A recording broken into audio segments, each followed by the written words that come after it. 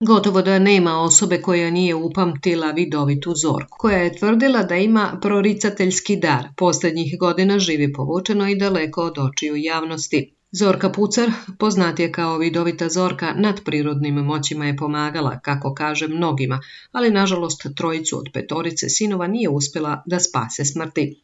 Proročica je u prvom braku s Radivojem Berbakovim dobila naslednike Dejana, Dragana, Pavla i Nebojšu. Sa njima je živjela u Novom Miloševu, mestu pokraj Kikinde, a komšije su svojevremeno otkrile da je čuvena proročica doživjela jezivu sudbinu. Najstariji Dejan nastradao je sa 27 godina u saobraćajnoj nesreći. Dragan je bio ratni invalid i preminuo je u 44. godini od raka, a nakon njih od infarkta je umro i najmlađi 41-godišnji Nebojša. Zorki su sada jedina uteha Pavle i Dragoslav, kojeg je dobila u drugom braku. O svojoj tragediji Zorka je smogla snage da progovori jednom prilikom.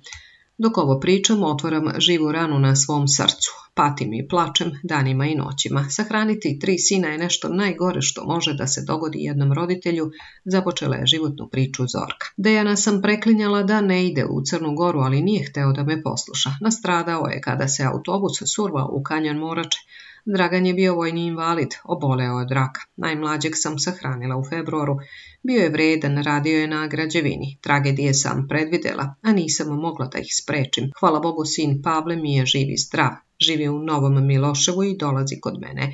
Iz drugog braka imam Dragoslava koji je uzorno i vredno dete, pričala je Zorka. Ona kaže da je boli kada čuje priče koje kruže Novim Miloševom, kao da je ostavila decu kada su bila mala. Nikada ih nisam ostavila. Sagradila sam im kuće. Patim jer umjesto da ih obilazim u kućama, ja im ljubim sliku na grobu. U Novom Miloševu sam im sa mužem podigla spomenik i redovno izlazim na groblje, završila je Zorka. U Novom Miloševu, gde je Zorka živjela sa prvim suprugom, kažu da su njena deca imala teško detinjstvo. Otac im je bio alkoholičar i sav teret je bio na Zorki. Ona to nije mogla da trpi, pa ih je ostavljala da se snalaze.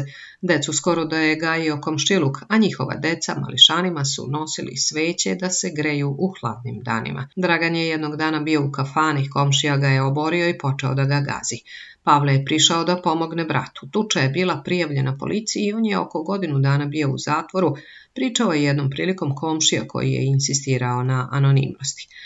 Pavle je tvrdio da nisu tačne priče komšiluka. Imam najbolju majku na svetu koja je za mene i braću sve učinila. Po selu sa slašću da pričaju i nadograđuju ono što njima odgovara. To me boli. Vidovita Zorka je početkom 2000-ih osuđena na 25 dana zatvora na osnovu člana 13 Zakona o javnom redu i miru koji glasi: ko se bavi vraćanjem, proricanjem sudbina, tumačenjem snova ili sličnim obmanjivanjem na način na koji ugrožava spokojstvo građana ili remeti javni red i mir, kazneće se novčano ili kaznom zatvora do 30 dana. Zorka 1996. godine u opštini Palilula registrovala agenciju za pružanje astroloških usluga i plaćala paušalan porez. Ipak od astrologije nije bilo ništa jer je njena specijalnost gledanje u sliku. Zorka je tražila da je zainteresovani lično poseti, da obavezno ponese sliku osobe kojoj se gleda i samo za prijem naplaćivala 50 nemačkih maraka. I u pismu je trebalo poslati istu sumu novca. Zorka je 2015. godine gostovala u realitiju Parovi, a posljednja objava na Facebooku je od pre 2 godine. Tumačenje tarot karata, gledanje u prošlost, sadašnjost i budućnost, pomoć u braku, napretku na poslovnom i ljubavnom planu. Za više informacija pozovite, piše u opisu stranice koju vodi ova dama. Čuvena vidovnjakinja se sasvim povukla iz života, čuvena vidovnjakinja se sasvim povukla iz javnosti i živi mirnim i povučenim životom, ali po svemu sudeći nije odustala od starog posla.